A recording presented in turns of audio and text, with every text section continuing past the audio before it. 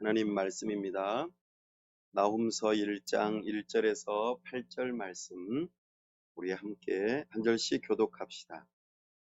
니느웨에 대한 경고 곧 엘고스 사람 나훔의 묵시의 글이라.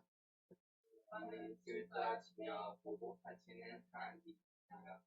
여호와는 보복하시며 진노하시되 자기를 거스르는 자에게 여호와는 보복하시며 자기를 대적하는 자에게 진노를 베푸시며 여호와는 노하기를 더디하시며 권능이 크시며 벌 받을 자를 결코 내버려 두지 아니하시느니라.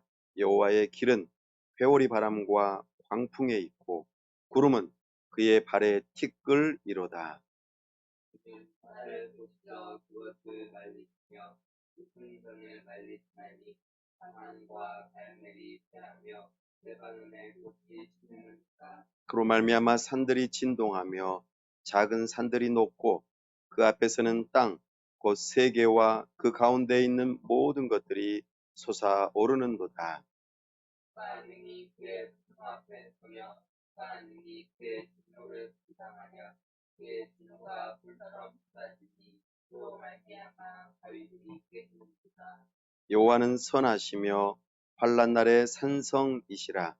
그는 자기에게 피하는 자들을 아시느니라.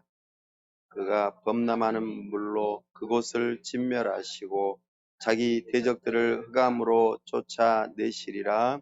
아멘. 함께 기도하겠습니다. 하나님 아버지, 은혜와 사랑을 감사합니다. 복되고 거룩한 주일 하나님 앞에 나와 예배합니다. 이 시간 임재하시며 영광 가운데 우리에게 복을 내려 주옵소서. 참으로 우리를 만나 주옵소서. 하나님을 찾고 찾으며 참으로 구하고 바라오니 이 시간 우리 가운데 임재하셔서 우리에게 말씀하여 주옵소서. 세우신 설교자를 통하여 하나님의 말씀이 선포될 때 성령 하나님 우리의 눈과 귀를 열어 주옵소서.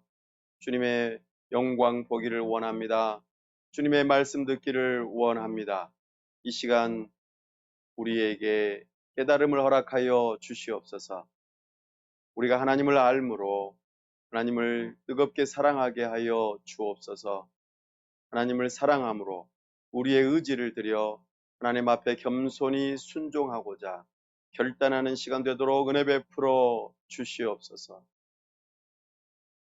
하나님 아버지, 오늘까지 가운데 교회를 인도하시고 하나님께서 영광 받아주시니 감사합니다. 가운데 교회를 통하여 하나님 영광 받으시고 영광 나타내시며 참으로 이 세상 가운데 복음이 심겨지게 하여 주시고 성령의 열매가 풍성하게 맺어지는 교회가 되도록 우리 하나님께서 주권적으로 역사하여 주옵소서. 동역자들을 붙여주시고 함께 교회를 세워나갈 수 있도록 은혜를 주시며 우리가 함께 기도하고 품고 있는 여러 가지 일들이 주님의 뜻 안에서 다 이루어질 수 있도록 은혜를 더하여 주시옵소서. 특별히 이 나라와 민족을 불쌍히 여기시며 세우신 위정자들이 하나님을 두려워하는 마음으로 법을 세우고 집행하고 다스릴 수 있도록 도와주시옵소서. 참으로 코로나19로 인하여 큰 어려움 가운데 있는 우리를 붙들어 주시고 극복할 수 있는 힘을 주시고 겸손하게 하나님을 경외하며 이 상황들을 이겨나갈 수 있도록 도와주시옵소서. 아버지 하나님, 특별히 이 어려움 중에 저기 멀리 일본으로가 함께 참으로 국위를 선양하며 스포츠로 겨루고 있는 영혼들을 불쌍히 여기시고 저들을 지켜 보호하시며 참으로 큰 어려움 없이 참으로 돌아올 수 있도록 도와주시고 좋은 성적을 거둘 수 있도록 그들에게 힘과 지혜와 능력이 되어 주시옵소서. 특별히 미얀마를 위하여 기도합니다. 참으로 군부 세력으로 인하여 큰 어려움 가운데 있사오나 코로나19로 인하여 더 큰 어려움을 겪고 있습니다. 참으로 국가가 어려움에 처한 그들을 돕기보다는 오히려 더욱더 사람들을 괴롭히고 죽이며 힘들게 하는 모습 가운데 있음을 바라봅니다. 불쌍히 여겨주시고 하나님의 사람들이 세워지게 하여 주시고 그곳에 참된 평화가 찾아올 수 있도록 은혜를 더하여 주시옵소서. 불쌍히 여겨 주시옵소서. 온 우주 만물을 창조하시고 사람의 역사를 주관하시는 하나님께서 지금도 일하시며 우리의 기도를 들으시고 우리 하나님의 뜻을 다 이루시는 줄로 믿습니다. 우리 하나님께서 살아계셔서 역사하심을 우리가 바라볼 수 있도록 은혜를 더하여 주시옵소서. 이 시간 우리 하나님께서 함께 하시고 은혜 주시기를 사모하오며 우리 주 예수 그리스도의 이름으로 기도하옵나이다. 아멘.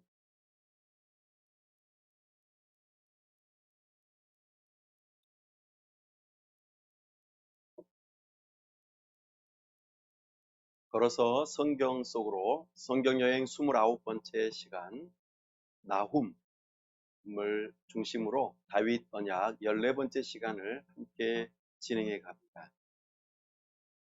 걸어서 성경 속으로의 가장 중요한 것이 하나 있다면 바로 성경을 하나의 주제로 읽어간다는 것입니다. 바로 하나님 나라의 역사이죠.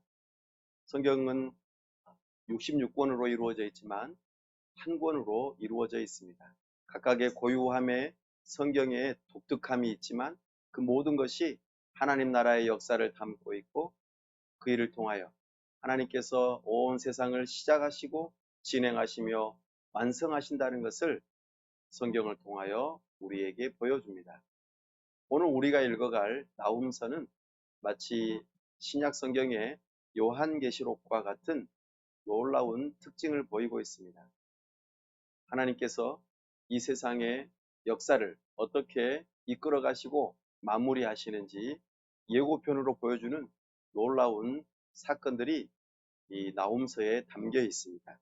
오늘 짧지만 이 나훔서를 통하여서 하나님의 나라의 역사를 살펴볼 수 있기를 원합니다. 먼저 역사를 살펴보겠습니다. 역사는 시간의 흐름을 의미하죠. 사실성을 기반을 두고 있습니다. 특별히 우리가 역사를 여러 가지 시대로 구분을 좀 해보았는데 그 시대를 구분하는 가장 근거가 되는 것은 언약입니다. 언약은 마치 한 나라의 법과 같아서 하나님 나라의 법에 해당됩니다. 하나님께서 말씀하신 바를 반드시 실행하시는 것이죠. 하나님께서는 언약을 선포하시고 그 언약을 따라 사람들을 하나님의 나라를 다스리시는 모습을 보여줍니다. 특별히 이것이 우리의 인류의 역사 가운데서 어디쯤에 해당되는가? 바로 7세기, 주전 7세기에 해당됩니다. 남유다가 포로로 완전히 붙잡혀가기 바로 이전의 시대이죠. 아수르라고 하는 제국이 이때의 가장 강한 나라로서 온 세상을 통치하고 호령하는 한 나라였습니다. 얼마나 그 위세가 등등했는지 아수르를 능히 이길 만한 나라가 없었습니다. 우리가 잘 아는 것처럼 지난날 남유다의 히스기야가 산헤립이라고 하는 아수르의 그 왕으로 인하여서 상당히 많은 어려움을 겪었었고 그때 큰 어려움 가운데 있었지만 하나님께서 한순간에 그를 물리치시고 함으로 돌아가게 하시고 남유다를 보존하셨던 것을 기억할 것입니다. 그때에 그 라기스라고 하는 한 성읍도 큰 어려움에 빠졌었고 정복되었었던 것이죠.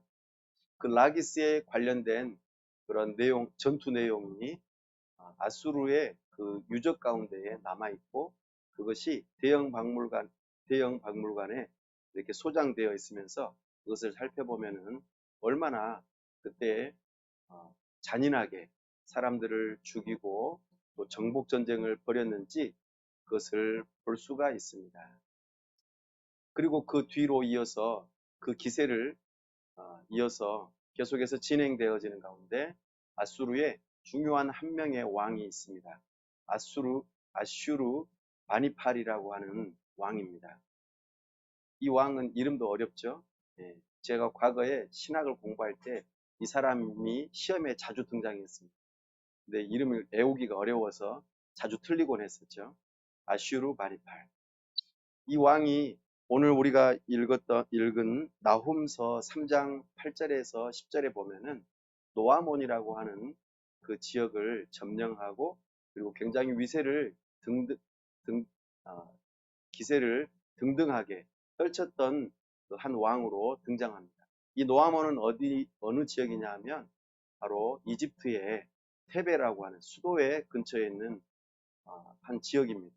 그러니까 아수르에서 이스라엘을 거쳐서 애굽까지 내려가 정복 전쟁을 벌일 정도로 아슈르바니팔 이 황제는 엄청난 영향력을 끼쳤죠.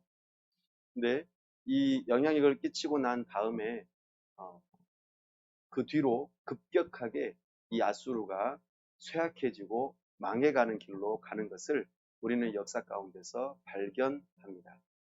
그 쇠약해지기 바로 직전 아슈르바니팔이 그 애굽을 이집트를 점령하는 그 시점에서 쇠약해져가는 그 중간 시점에 나훔 선지자가 활동하면서 아수르를 향한 멸망을 예고하고 있다 하는 것입니다. 이것이 오늘 성경의 역사적인 배경입니다. 하나님께서는 이렇게 하나님 나라를 이루어 가실 때 언약을 성취하시면서 그 일들을 이루어 가시죠. 그래서 우리가 나홈서를 통하여서도 여러 가지 하나님께서 언약하셨던 내용들이 하나하나 계속해서 성취되고 있는 모습들을 바라보게 됩니다. 창조 언약을 통하여서 죄의 심판의 모습, 아담 언약을 통하여서 여자의 후손을 보내주시겠다 약속하신 것과 달게 유다를 보존하시는 모습, 노아 언약을 통하여 자연과 사회 질서를 보존하시겠다는 그 언약이 아수르가 얼마나 포악하고 또 탐욕스럽고 그리고 얼마나 죄가 관영하였든지 결국에는 그 일로 인하여 사회 질서를 파괴하는 일로 다가왔기 때문에 아수르가 멸망에 빠지게 되는 BC 612년에 멸망에 이르게 됩니다. 아브라함 언약을 통하여서 하나님께서는 이스라엘 백성들을 보호하시겠다 하는 그 약속을 유다 지파를 보존하시고 특별히 요시야 왕을 통하여서 종교 개혁을 일으켜서 그 나라가 계속해서 명맥이 유지되도록 하게 하는 모습을 우리는 이 배경 가운데 발견할 수 있습니다. 또한 모세 언약의 율법을 불순종함으로 결국에는 유다가 보존되기는 하지만 결국에는 바벨론의 포로로 붙잡혀가게 되는 이 모습들이 계속해서 언약의 성취로 나타나는 모습인 것을 우리는 나훔서를 통해서도 발견합니다. 나훔서는 3장으로 이루어져 있습니다. 3장. 나훔서는 크게 세 장으로 이루어져 있는데요. 특별히 나훔서는 세 부분으로 좀 나누어 볼 수 있습니다. 첫 번째는 하나님의 성품입니다. 하나님의 성품을 먼저 1장 2절에서 8절 사이에 하나님이 어떤 분이신지 소개하고 있습니다. 하나님께서 현현하시고 공의와 인자하심으로 하신 모습으로 나타나고 있음을 우리에게 보여줍니다. 두 번째 큰 대목은 예언의 내용입니다. 1장 9절에서 2장 2절까지의 내용으로 유다와 아수르의 수도인 니느웨가 멸망할 것에 대한 예언이 나오고 있습니다. 그리고 세 번째로는 똑같이 예언의 내용인데 2장 3절에서 3장 19절까지의 모든 내용이 나오고 니느웨에 대한 상세한 멸망의 예언 내용이 나타납니다. 이렇게 나훔서는 크게 세 부분으로 구분해 볼 수 있는데 전체적으로 쓰여진 형식은 시 형식을 가지고 있고 문학적인 형식으로 구분해 보자면 묵시 문학에 해당됩니다. 영어로는 비전이라고도 표현하는데 미리 내다보고 선지자가 선견자로서 미리 앞으로 일어날 일들을 미리 내다보고 그림을 그리듯이 또 시로서 아주 수려하게 표현한 모습이 나훔서에 나타납니다. 그래서 나훔서를 읽어보시면 마치 시 한 편을 읽어가는 듯한 그런 느낌을 받으실 수 있습니다. 시를 읽는다는 것은 마음속에 그림이 그려진다는 표현입니다. 그래서 하나님이 어떤 분이신지 유다와 아수르를 향한 하나님의 예언이 어떤 그림으로 나타나는지 우리는 발견할 수 있을 것입니다. 이 일들을 통하여 나홈서가 하고자 하는 주요한 메시지 주제는 아수르, 하나님의 심판이라고 하는 주제를 담고 있습니다. 특별히 아수르가 하나님의 심판을 받는다는 내용이 주된 내용으로 나홈서에 담겨 있죠. 아수르가 심판을 받으면 유다는 보존이 되어지겠죠. 네, 이런 내용이 나홈서에 담겨 있습니다. 이것을 마음속에 품고 나홈서를 읽어가게 될 때에 많은 이해가 또 심상들이 떠오를 것입니다. 이 나홈서는 선지서에 해당되죠. 특별히 선견자로서 보는 내용이 많이 담겨 있습니다. 특별히 이 나홈이 하나님으로부터 부름받는 모습이 1장 1절에 나타나죠. 엘고스 사람이라고 되어 있고 묵시의 글이라고 표현하며 시로 그렇게 표현되어지고 있습니다. 특별히 이 나홈서는 요나서와 상당한 대조를 이루고 있음을 우리는 발견합니다.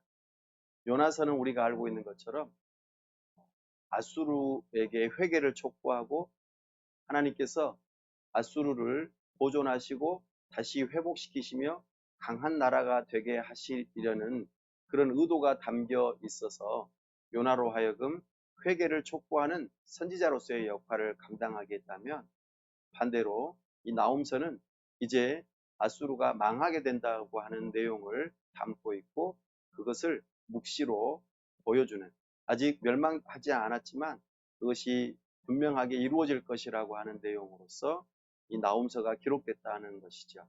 그런 면에서 요나서와 상당한 대조를 이루고 있음을 우리는 발견합니다. 서로 짝을 이루는 듯한 그런 느낌입니다. 특별히 나홈서는 아까 말씀드렸던 것처럼 포로 시대 전 주전 7세기, 그래서 650년대에서 620년 그 이전 사이에 중간의 시기로서 나훔, 스바냐, 하박국 이 시기의 선지자들과 함께 활동했던 것으로 여겨집니다. 나훔, 이 이름은요, 위로라고 하는 뜻입니다. 위로. 우리의 유일한 위로는 무엇입니까? 여기서 위로라고 하는 이름의 나훔이 이렇게 소개되고 있는 것은 아수르가 멸망되어지고 유다가 보존되어지는 것, 이것 때문에 위로가 된다 하는 것이죠. 이것이 어떻게 위로가 될까요? 나홈의 가족을 보니까 남유다의 엘고스 출신이다 그렇게 표현합니다. 엘고스는 어디쯤일까요? 정확하게 어딘지 알 수는 없지만 남유다 쪽에 해당되는 것으로 여겨집니다. 남유다에서 나홈이 활동을 했고요.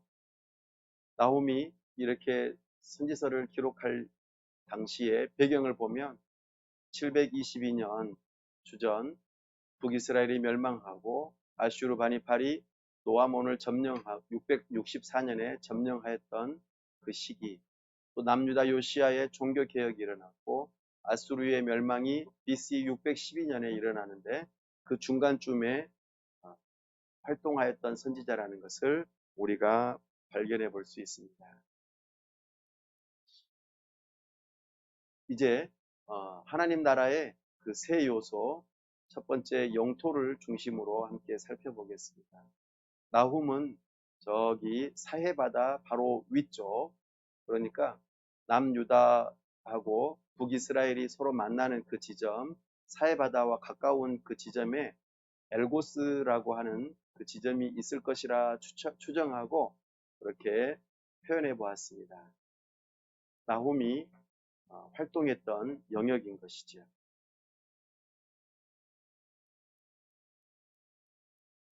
북이스라엘이 아수르에 의해 722년에 멸망을 하고 남유다는 산헤립에 의해서 침공당하고 라기스 전투에서 아주 처참한 어, 패를 경험하고 히스기야의 부르짖음으로 하나님의 도우심으로 구원받았던 모습, 그리고 그의 손자인 요시야의 종교개혁이 일어나는 그 모습들 가운데에 특별히 나움 선지자는 어, 섬처럼 고립된 남유다의 모습을 그려내고 있습니다.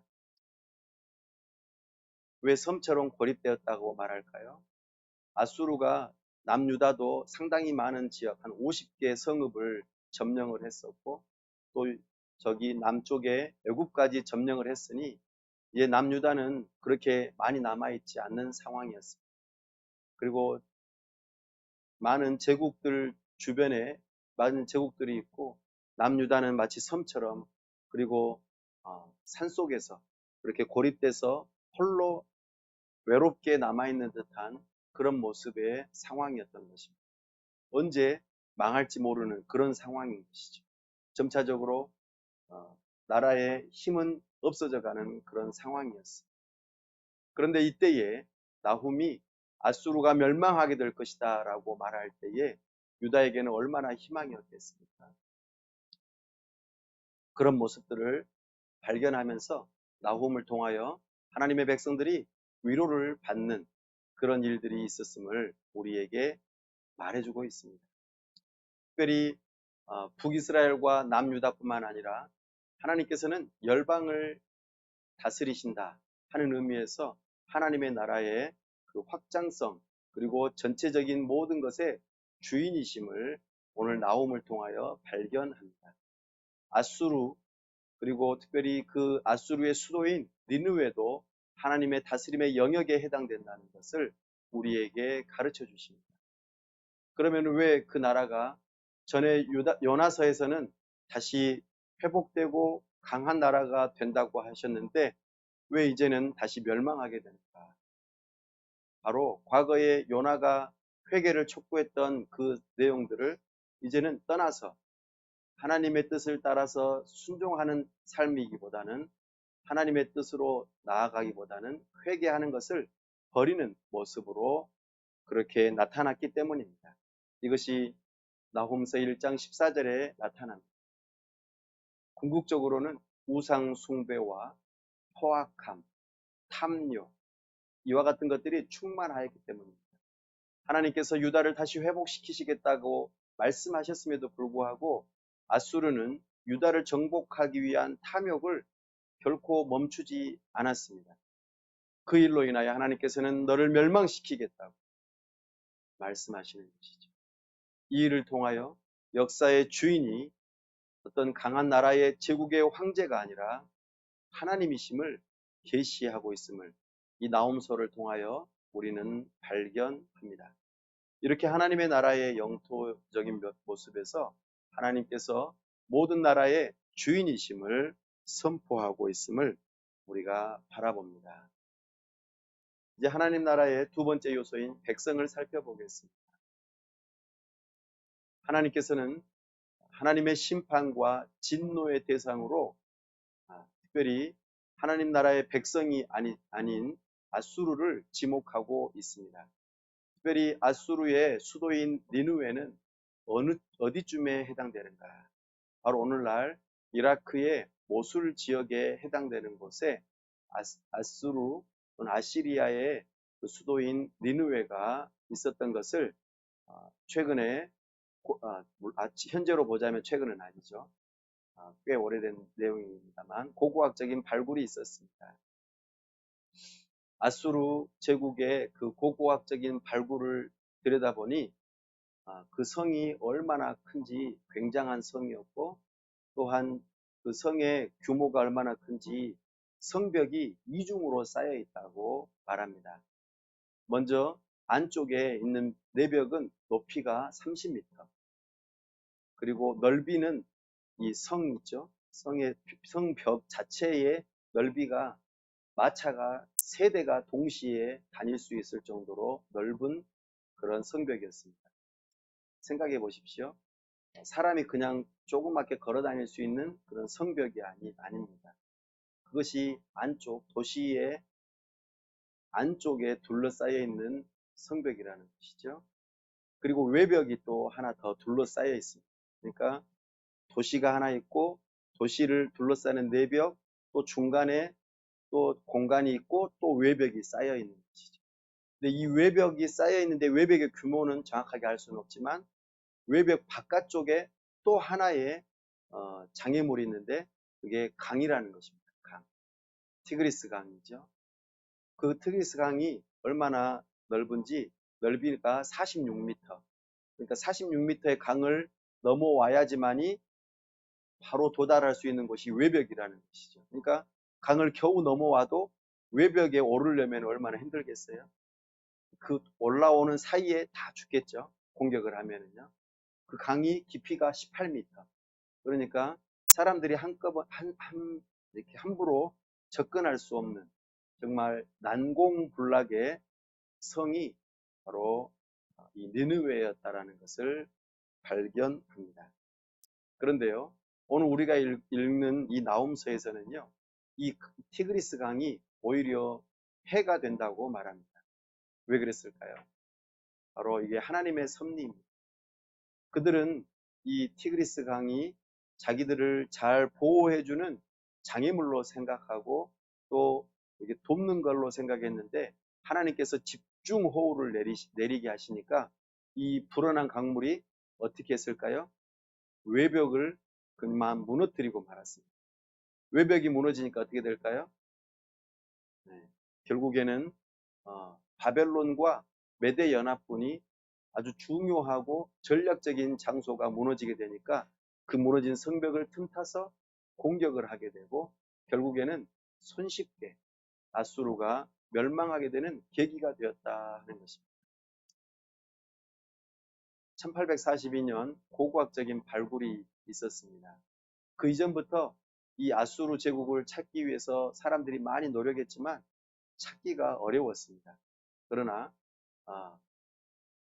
성경에서 나홈서 2장 10절 말씀에 여기가 아주 텅텅 비게 되고 황폐하게 될 것이라고 하는 이 말씀의 근거에서 이 정말 이 아수르의 니느웨 성이 실제로 발굴을 해보니까 거기에 금은보화가 가득할 걸로 기대하고 발굴을 했는데 보물창고가 텅텅 비었더라는 것입니다. 누가 가지고 왔을까요? 예, 바벨론에서 다 가지고 왔겠죠. 예, 그리고 얼마나 바벨론에서 잔인하게 거기를 무너뜨렸는지 발굴을 해보니까 불에 탄 지층이, 그러니까 이제 그 땅 속에 들어가 있는데 불에 타서 얼마나 그 불에 탄 그 흔적이 많이 남았는지 지층을 이룰 정도로 크게 불탔고 또 철저히 황폐화된 그런 유적지로 남게 되었다는 것이죠. 그럼에도 불구하고 남아있는 유적들이 여러 가지가 있는데 그것들이 대형 제국 박물관, 대형 박물관에 보존되어 있고 아수르에 대한 그런 기록들이 여전히 많이 남아 있어서 굉장한 것으로 발견되어집니다. 이렇게 하나님의 심판과 진노의 대상이 된 아수르, 이 모습을 바라보면서 우리는 교훈을 얻어야 할 것입니다.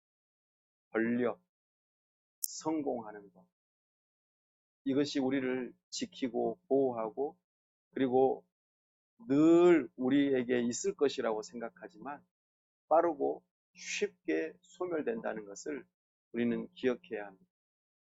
가장 잘 나갈 때, 가장 승승장구할 때 우리는 겸손해야 합니다. 내가 잘 되고 높아질 때에 우리는 겸손한 낮은 마음을 가져야 합니다. 그렇지 않으면 어느 한순간에 망하고 없어지게 된다는 것을 기억하시기 바랍니다. 오늘 나홈서 3장 11절에서는 이렇게 표현합니다. 아수르가 진노의 술잔에 취하게 되었다라고 표현합니다. 그래서 비틀거리고 정신을 못 차리고 피난처를 찾는다라고 표현하고 있습니다. 참으로 진노의 잔을 술에 취했다 이렇게 표현하는 것이죠. 이 모든 것의 배후에는 공의의 하나님께서 역사하고 계심을 우리는 기억해야 합니다. 오늘 말씀 1장 2절 다시 한번 읽어볼까요? 시작. 여호와는 질투하시며 보복하시는 하나님이시니라. 여호와는 보복하시며 진노하시되 자기를 거스르는 자에게 여호와는 보복하시며 자기를 대적하는 자에게 진노를 품으시며. 아멘. 하나님은 이런 분이십니다. 진노와 보복, 질투 이런 표현들이 계속 반복되어지는 모습을 우리에게 보여주고 있습니다. 우리 2장 13절 말씀도 한번 더 읽어볼까요? 시작. 만군의 여호와의 말씀에 내가 내 대적이 되어 내 병거들을 불살라 연기가 되게 하고 내 젊은 사자들을 칼로 멸할 것이며 내가 또 내 노력한 것을 땅서 끊으리니 내 파견자의 목소리가 다시는 들리지 아니하리라 하셨느니라. 아멘. 사랑하는 여러분, 하나님께서 사람을 대적하신다면 그 사람은 도저히 살아날 수가 없습니다. 여러분은 하나님과 어떤 관계에 있습니까? 하나님의 대적인 원수의 관계입니까? 아니면 하나님의 아들이요 백성인 자녀의 관계입니까? 우리는 이것을 기억해야 합니다. 역사 가운데에서 하나님께서는 하나님을 대적하는 자들을 원수로 취급하시고 그리고 대적하시며 멸망하신다는 것입니다. 이것이 하나님의 공의로운 성품이십니다. 이것을 기억하십시오. 그러나 하나님께서는 하나님의 구원의 대상으로 유다를 지목하십니다. 정말 아수르와 애굽의 중간에 끼어 있는 그 두려움, 어떻게 될지 모르는 그 상황, 계속해서 아수르는 유다를 향하여서 조공을 바치고 참으로 계속해서 불평등한 조약을 맺어서 고단하게 만들었던 그 삶 가운데에 있었습니다. 한치 앞을 내다볼 수 없는 희망 없는 삶, 언제 끝날지 모르는 그런 고단한 삶, 그런 삶 가운데에 있는 유다 백성들을 향하여 하나님께서는 내가 너희들을 회복시키고 구원하겠다고 말씀하십니다. 세상 속에 하나님의 백성들은 고단합니다. 참으로 이 세상 속에서 살아가는 하나님의 백성들은 고단합니다. 두렵기도 하죠. 그러나 하나님께서는 그들을 내버려 두지 않겠다고 약속하십니다. 왜냐하면 하나님께서 대적하시는 원수가 아니라 하나님의 언약 가운데 있는 백성이기 때문입니다. 그래서 1장 7절 말씀에 이렇게 표현하십니다. 함께 읽어보겠습니다. 1장 7절 시작. 여호와는 선하시며 환난 날의 산성이시라. 그는 자기에게 피하는 자들을 아시느니라. 아멘. 하나님께 피하는 자들, 하나님의 구원의 대상인 유다, 하나님과 원수되지 아니하고 하나님의 백성이요 하나님과 언약 관계에 맺은 그 하나님의 사람들, 그들은 하나님께 피하는 자들입니다. 사랑하는 여러분, 여러분들도 하나님께 피하는 자들입니까? 하나님께 피하는 자들은 하나님께서 산성이 되어 주시겠다 약속하셨습니다. 하나님께서는 그들을 향하여 자기에게 피하는 자들을 아신다고 말씀하십니다. 아신다. 사랑하는 여러분, 여러분들이 어떤 유명한 권력자나 연예인들을 TV를 통하여 알고 계시죠? 그러나 그 권력자나 유명한 연예인이 여러분의 이름을 알고 있습니까? 내가 어려울 때에 그 사람이 나를 도와줄 수 있을까요? 결코 그렇지 않습니다. 그러나 하나님께서는 우리의 이름을 알고 계십니다. 그래서 하나님께 피하는 자들을 하나님께서 아시고 돌보십니다. 보호하십니다. 여기에 우리의 위로가 있는 것이죠. 나훔 선지자의 이름의 의미가 여기에 있는 것입니다. 생각해 보십시오. 그럼 우리는 하나님께 피하여 어떠한 도움을 받고 있습니까? 우리는 예수 그리스도의 보혈로 죄 용서를 받고 또 하나님께 용납되어졌던 그 기쁨, 하나님의 사랑과 그리스도의 의를 우리는 기억해 보셔야 합니다. 이것이 하나님께 피하는 자들의 받는 위로입니다. 이런 위로가 없는 자들은 진정으로 위로를 얻을 수가 없습니다. 하나님의 인도와 보호하심을 경험합니다. 하나님께서는 자기 백성의 이름을 기억하고 계십니다. 마치 목자가 양들의 이름을 다 기억하고 있는 것처럼 하나님께서는 하나님의 백성들을 인도하시고 보호하십니다.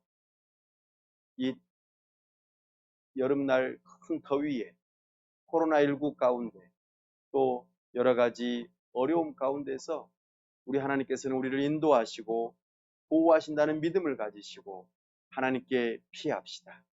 하나님의 도우심을 구합시다. 하나님께서는 뿐만 아니라 우리의 아버지가 되셔서 공급자가 되심을 기억하십시오. 우리의 먹을 것과 마실 것과 쉬는 처소를 다 예비하시고 보호하시고 이끌어 가시는 모습을 기억하십시오. 우리 하나님께서는 아버지가 되십니다. 아버지가 없는 자들은 스스로 먹을 것을 찾아야 하고 구걸해야 하며 누군가에게 의지해야 합니다. 그러나 아버지가 있는 자들은 아버지를 의지하면 됩니다. 아버지는 모든 것을 공급하실 수 있는 분이십니다. 그렇기 때문에 우리는 하나님의 전능하심을 믿고 걱정하지 말고 하나님께서 내 기도를 들어주실 수 있을까? 하나님께서 이것도 채워주실 수 있을까? 그렇게 생각하지 마시고 하나님께서 나의 아버지가 되시니 나의 모든 필요를 채우신다는 믿음을 가지고 무엇이든지 구하십시오. 그러면 우리는 하나님께 피하는 자들로서 하나님께서 돌보시는 것을 경험하게 될 것입니다. 오늘 나의 기도 제목이 무엇인지 살펴보십시오. 그리고 그 필요들을 구하십시오. 제한을 두지 마시고 구하십시오. 아무것도 염려하지 말고 너희 구할 것을 감사함으로 아뢰라. 그리하면 하나님께서 우리의 모든 생각과 우리의 모든 것들을 지켜주시면서 우리의 삶을 인도하신다는 것을 믿으시기 바랍니다. 뿐만 아니라 우리는 오늘 아수르를 심판하시는 그 모습 가운데서 아수르가 제국의 주권자로서 모든 세상을 다스린다고 생각했지만 결코 그것이 아님을 나홈서를 통하여 발견하듯이 신약에서도 이런 모습들을 우리는 발견할 수 있습니다. 바로 빌라도와 예수님과의 대화에서 말이죠. 빌라도는 예수님을 신문합니다. 그러나 예수님에게서 죄를 발견하지 못하죠. 빌라도는 예수님을 놓아주려고 합니다. 하지만 유대인들은 예수님을 놓아주기를 원하지 않습니다. 계속해서 죽이라고 하죠. 그때에 빌라도는 예수님을 향하여 말합니다. 내가 너를 살릴 수도 있고 죽일 수도 있는데 나에게 뭔가를 구해봐라. 그러나 예수님께서는 말씀하십니다. 살고 죽는 것, 이 권한은 너에게 주어졌지만 그 권한마저도 하나님 아버지께서 허락하셨기 때문에 가능한 일이라고 대답하십니다. 당시에 로마 제국이 가장 강력한 군대를 가지고 그리고 온 세상을 점령하던 시기였습니다. 로마 제국이 생사여탈권을 가지고 있었죠. 하지만 하나님께서는 하나님의 백성을 구원하시기 위해 그들의 그 권력을 사용하셔서 굴복당하시는 모습을 우리에게 보여주십니다. 그러나 예수님께서는 그 세상을 이기셨다고 말씀하십니다. 사랑하는 여러분, 세상의 그 모든 생명과 죽음의 그 주권은 하나님께 있음을 기억하십시오. 하나님께 피하는 자들만이 생명을 보존하고 구원받을 수 있습니다. 술에 취하여 피난처를 찾는 아수르는 결코 피난처를 찾지 못하고 멸망하였습니다. 그러나 하나님과 언약 관계에 있는 하나님의 백성들은 비록 하나님으로부터 징계를 받을지라도 다시 회복되어지고 다시 세상을 이기며 환란을 이길 수 있다는 것을 우리에게 교훈합니다. 우리 또한 예수 그리스도로 말미암아 예수 그리스도의 소유가 되어지고 하나님의 것이 되었습니다. 그러니 우리는 이 세상에서 환란을 받는 것 동일하게 받을 것이고, 그러나 예수님처럼 우리는 환란을 이길 수 있습니다. 이것이 하나님의 주권적인 돌보심입니다. 이것을 기억하시고 하나님을 믿고 의지하는 하나님의 백성들이 다 될 수 있기를 바랍니다. 이제 하나님 나라의 세 번째 마지막 요소인 주권입니다. 다윗 언약이 여기에서도 동일하게 적용되어집니다. 하나님께서 다윗에게 언약하셨던 것처럼 유다를 보존하시고 왕조를 유지하고 계시는 모습을 우리에게 보여주십니다. 특별히 다윗 언약뿐만 아니라 아브라함 언약과 노아 언약, 모세 언약도 동시적으로 함께 보여지는 모습들을 발견합니다. 아브라함 언약, 특별히 야곱이 여호와께 피하는 모습 1장 7절과 2장 2절에서 보여주면서 참으로 하나님께서 아브라함 언약을 기억하시고 여호와께 피하는 자들을 구원하시는 모습을 우리에게 보여주십니다. 또한 노아 언약과 모세 언약을 통하여 공의롭게 아수르를 멸망하시는 모습 또한 우리에게 보여주십니다. 그리고 다윗 언약을 통하여 하나님께서 자비를 베푸시며 유다 지파를 보존하시는 모습을 우리에게 보여주십니다. 1장 15절 말씀 함께 읽어보십시다. 시작. 볼지어다 아름다운 소식을 알리고 화평을 전하는 자의 발이 산 위에 있도다. 유다야 내 절기를 지키고 내 서원을 갚을지어다. 악인이 진멸되었으니 그가 다시는 내 가운데로 통해가지 아니하리로다 하시니라. 아멘. 사랑하는 여러분, 오늘 이 유다는 산 위에 있죠. 그러니까 해발 한 700m, 700m에 되는 높이에 이 예루살렘 성이 있습니다. 그 높은 곳에 지금 누가 소식을 전하러 왔습니까? 아름다운 소식을 알리고 화평을 전하는 자의 발이 산 위에 있도다. 그러니까 지금 예루살렘이 산이니까 거기에서 지금 하나님의 메시지를 나옴이 선포하고 있는 것이죠. 유다를 향하여 선포하고 있습니다. 절기를 지켜라. 그리고 서원을 갚아라. 악인을 하나님께서 진멸하실 것이다. 이것이 다윗 언약의 정수입니다. 하나님께서는 비록 불순종하는 그들을 향하여 하나님께서 징계하시지만 그들을 아주 멸하시지 아니하시고 보존하시며 하나님께서 약속하신 여자의 후손을 보내주시는 이 놀라운 일이 다윗의 계보를 통하여 계속해서 이루어지고 있음을 우리에게 보여주십니다. 요아스가 하나님의 말씀을 발견하고 그 말씀을 통하여 회개하며 종교 개혁을 일으켰던 그 모습들이 우리에게 보여집니다. 이로 인하여 다윗 언약이 신실하게 지켜지고 있는 모습을 우리에게 보여주고 있습니다. 오늘 우리는 나홈서를 통하여 이런 복음을 발견할 수 있습니다. 하나님을 거역하는 사람들을 향하여서는 이런 복음이 들려져야 합니다. 하나님을 거역하는 사람은 하나님의 공의로운 심판 앞에 반드시 해명해야 합니다. 내가 행한 일에 대해서 이러이러한 일 때문에 이렇게 했습니다라고 해명해야 합니다. 그러나 어느 누구도 충분히 해명을 못한다는 것이 문제인 것이죠. 자기의 죄악을 고스란히 다 드러내놓을 수밖에 없습니다. 그러나 하나님을 거역하는 사람들이 여기 있다면 들으십시오. 결국에 죄를 회개하고 그리스도께서 행하신 그 행위를 의지하는 자들만이 하나님을 거역하는 자의 그 진노로부터 하나님을 거역하는 사람을 향한 그 진노로부터 구원을 받을 수 있습니다. 어서 죄를 돌이키십시오.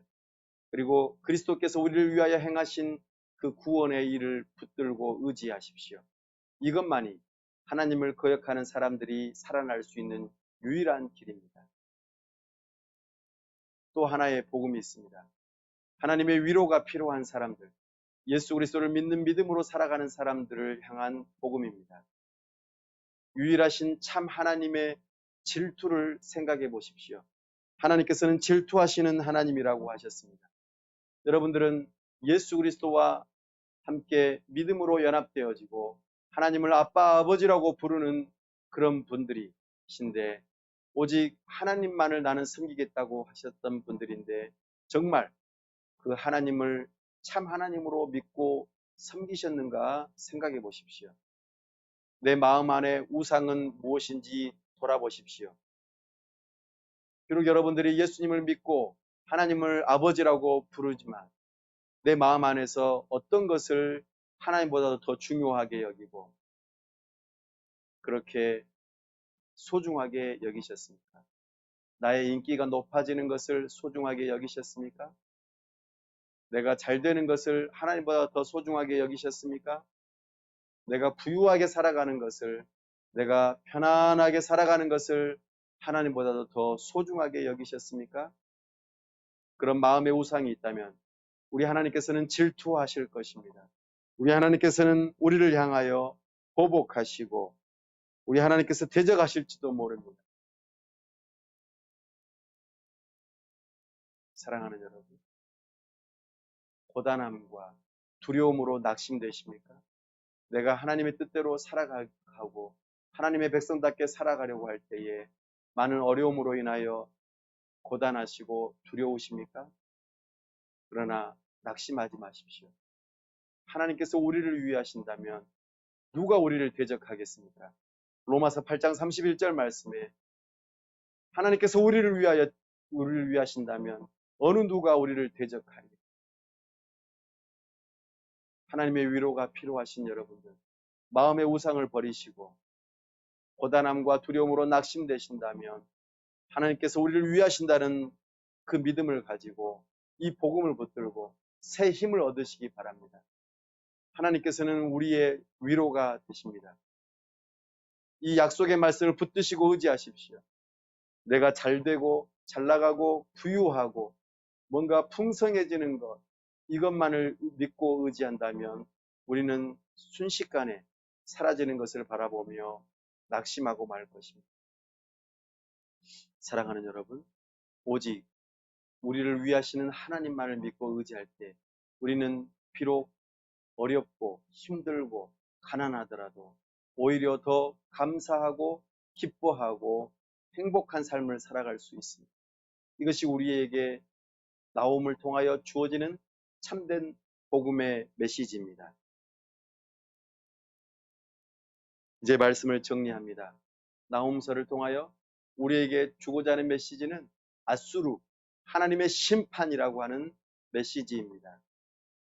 권력과 성공은 빠르게 소멸합니다. 이것을 기억하십시오. 내가 유명해지는 것, 내가 성공하는 것, 내가 어떤 힘을 가지고 사람들을 쓰거나 돈을 쓰거나 하는 그런 일들로 인하여 자만하지 마십시오. 이것은 빠르게 소멸합니다.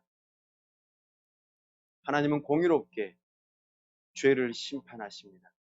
이 일을 기억하시고 죄로 빨리 달려가지 마시기 바랍니다. 죄는 교만이요, 교만은 멸망의 선봉장이요 앞잡이입니다.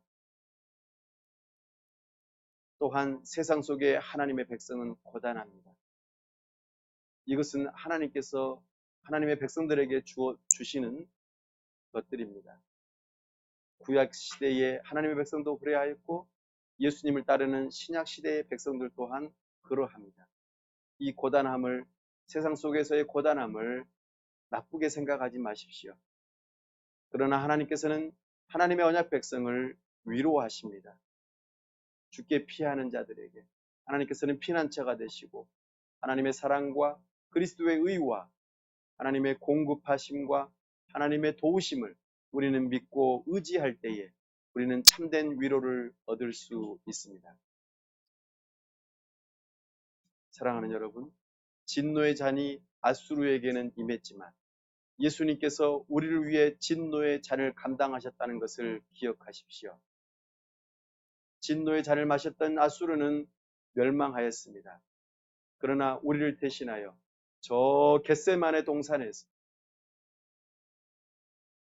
진노의 잔을 받으셨던 예수님께서 우리를 대신하여 받으셨기 때문에 우리는 더 이상 이제 진노의 잔을 받을 필요가 없습니다. 우리에겐 더 이상 정죄함이 없습니다.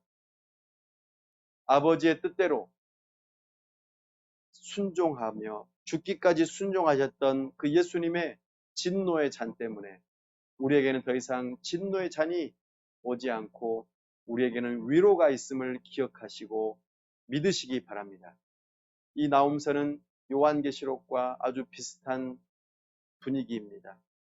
결국에 세상은 망하고 하나님의 나라는 영원하다는 것입니다. 로마 제국이 득세하였지만 그 로마 제국이 결국에는 망하고 하나님의 나라, 주님의 몸된 교회는 영원하다는 메시지가 요한계시록에 있었던 것처럼 오늘 나홈서에서는 그 득세했던 아수르가 세상은 망하고 하나님의 나라, 하나님의 백성은 영원하다는 메시지를 오늘 우리에게 주고 있습니다. 이 메시지를 통하여 위로를 받으시고 새 힘을 얻으시는 하나님의 백성들이 다 될 수 있기를 간절히 바랍니다. 시간 말씀을 붙들고 함께 기도하기를 원합니다. 하나님을 대적하는 자들이 있다면 어서 돌이키십시오. 나의 행한 것을 의로 삼으려는 교만한 마음이 있다면 어서 그리스도의 의로우신 행동을 붙드십시오. 이것만이 유일한 살 길입니다. 여러분들이 하나님의 위로를 받는 하나님의 백성들이시라면 마음속에 우상을 버리십시오. 하나님께서 질투하십니다. 오직 우리의 유일한 위로자, 우리의 피난처 되신 아버지 하나님을 붙드십시오. 하나님의 사랑과 그리스도의 의를 붙드십시오. 하나님의 공급하심과 참으로 하나님의 도우심을 믿고 의지하십시오. 시간 하나님 앞에 내어놓고 간구할 기도 제목들을 아뢰십시오. 우리 하나님께서는 우리를 도와주실 수 있는 분이십니다. 참으로 우리를 대신하여 진노의 잔을 받으셨던 예수님 까닭에 우리는 이제 하나님 앞에 담대하게 나아갈 수 있습니다. 그 겟세마네 동산의 그 기도를 기억하며 참으로 우리 시간 하나님의 도우심을 구하고 나아가는 하나님의 백성들이 다 될 수 있기를 원합니다. 다 같이 함께 기도하십시다. 아버지 하나님, 이 시간 우리가 하나님을 대적하는 자들이 있습니까? 교만하게 하나님을 대적하는 자들이 있습니까? 어서 죄를 돌이키게 하여 주시옵소서. 참으로 자기 자신의 행한 것을 하나님 앞에 의로 삼으려는 자들이 있습니까? 주여 어서 회개하게 하여 주옵소서. 그리스도의 행위만이 오직 하나님 앞에 유일한 해명의 기회임을 기억하고 주님의 복음을 붙들 수 있게 도와주시옵소서. 우리의 죄를 대신하여 진노의 잔을 감당하셨던 예수 그리스도, 그 겟세마네 동산에서의 피눈물 흘리는 그 기도를 드리셨던 예수님을 바라보며 우리 마음속에 우상을 제거하게 하여 주옵소서. 질투하시기까지 우리를 바라보시는 그 하나님의 질투를 기억하며 마음의 우상을 버리게 하여 주옵소서. 평안함과 참으로 보장받는 삶과 안정된 삶과 참으로 내 자신이 높아지는 것과 권력과 부와 명예를 의지하려고 했던 마음들 다 떠나가게 하시고 오직 우리의 유일한 위로자가 되시는 예수 그리스도, 하나님께서 우리를 위하시면 어느 누가 우리를 대적하리요. 이 복음을 붙들고 하나님 앞에 겸손히 하나님의 도우심을 구하며 하나님만을 피난처로 삼는 하나님의 백성들 다 될 수 있도록 도와주옵소서. 우리의 필요들을 구할 때 우리의 도움이 되시는 하나님, 우리의 모든 필요를 채워 주옵소서. 우리를 지켜 보호하여 주시옵소서. 오 아버지 하나님, 은혜를 베풀어 주시옵소서. 우리의 어려운 문제들을 풀어주시고 해결하여 주시옵소서. 도와주시옵소서. 온전히 세상은 망하고 하나님의 나라는 영원하다는 믿음을 가지고 위로를 받는 하나님의 백성들 다 될 수 있도록 도와주시옵소서. 우리 주 예수 그리스도 이름으로 기도하옵나이다. 아멘.